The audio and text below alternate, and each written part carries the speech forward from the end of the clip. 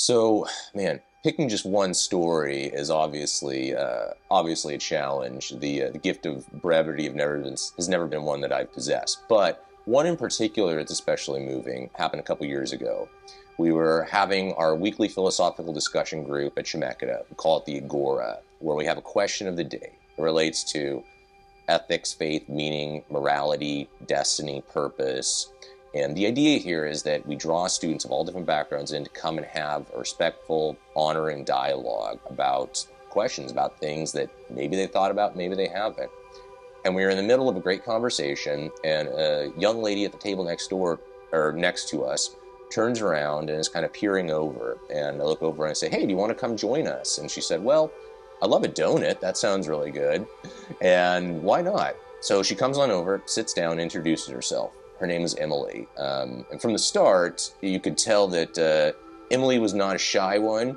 She loved to make her presence known, had a very infectious personality. We had a great conversation, and afterwards we sat and had lunch, talked to Emily, got to know her a little bit.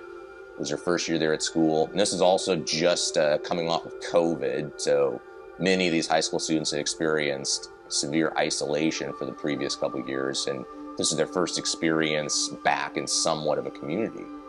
I talked to Emily, and she shares the fact that she's not a Christian, but she had grown up attending church somewhat regularly with her family, but had walked away and had fallen away and had made it a regular part of her life, but was curious and was wanting to know more. So over the course of the next several months, we invited Emily to come and join us at our weekly student discipleship groups that we were participating in, as we examine the foundations of the Christian faith, the characteristics of disciplehood, who Jesus is, who God is, what the Bible is, who the Holy Spirit is, textual criticism, church history, all these avenues, and just say, what do you think about this? Does this make sense to you? What do you think about this person, Jesus? And she gradually built that trust, or at first she didn't realize where she was going, but in hindsight she did. And it took her a while to put the pieces together. And at first she said, "I'm still not quite sure who this Jesus guy is. I'm still not quite sure if I believe all this, but I know that you guys love me. I know that I can trust you. I know that you mean good for me." And she came to our fall retreat that year and came away blown away. At the very end, as we were getting ready to leave, she said, "I felt God moving in my heart. I don't know what that means, but I know I want to dive deeper into who Jesus is." Over the course of the next several months, we continued that. And what was really, really funny, at one point, I was sending Emily a message on my phone, and my wife was standing there in the kitchen while we were cooking dinner, and she looked down, and Emily had a very unique last name, and she sees it on my phone. She said, "Emily, wait a minute. I taught her in my second grade classroom." I said, "Oh my goodness." Well, first of all, it made me feel old that my wife's second grade students are now my college students.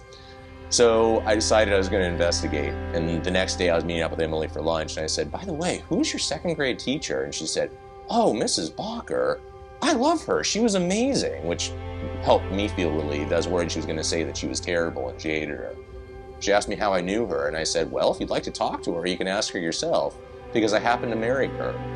So it was a very small world, and she was so excited. She was so excited to reconnect with Jessica and get to know her. And skip forward a couple of months after that, late January of 2022, Emily just comes up to us one day as we're getting ready to have a discipleship group and said, "Last night I gave my life to the Lord, and I decided I want to live for Him." And it wasn't a conversation I planned to have. I just wanted to keep walking with her and see how God continued to move in her heart. But she came to that realization. And so we rejoiced, we celebrated. A couple of weeks later at our winter retreat, we presented her with her first Bible she ever owned, customized with her name on it. It was a joyous occasion. That fall, she was baptized in the frigid, cold Malala River. She was a tough one. And currently, she actually finished up her AA at Chemeketa last year and is transferred out to finish her degree at Western Oregon University. So I was able to connect her with our amazing ministry team out there. She's living in the ministry house with many other girls, serving in leadership, participating in regular worship, has connected with an amazing church home, and is thriving in her walk with the Lord. And it was all because she's having to turn around, and we just happened to invite her to come join and talk. And I didn't know where that story was going to end, but God did, and I'm grateful for it.